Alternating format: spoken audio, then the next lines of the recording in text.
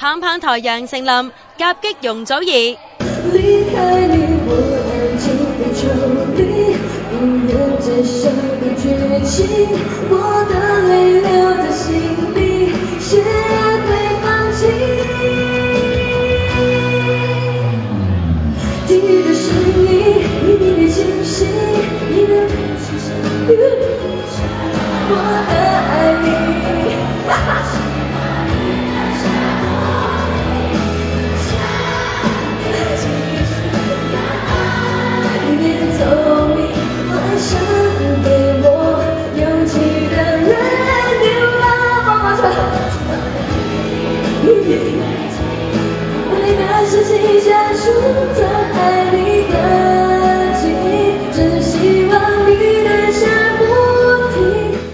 可愛教主楊丞琳難得喺荃灣搞簽唱會，唱歌甩晒嘴，點對得住現場300個 fans 啊！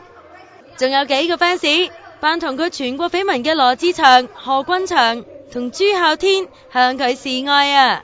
另一台灣幫棒棒堂張雲京就喺將軍澳搞簽名會喎。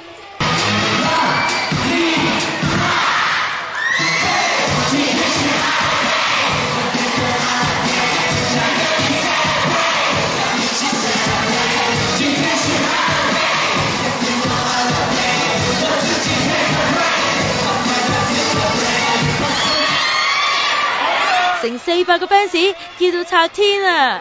我想要一個人守在你心中，我想做一個完全相反的我在這個世界拼命獻上每次我。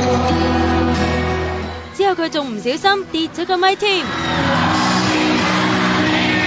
喺大埔又搞簽名會嘅祖兒，以一敵台灣幫，唔唱歌搶 fans，出咩招數啊？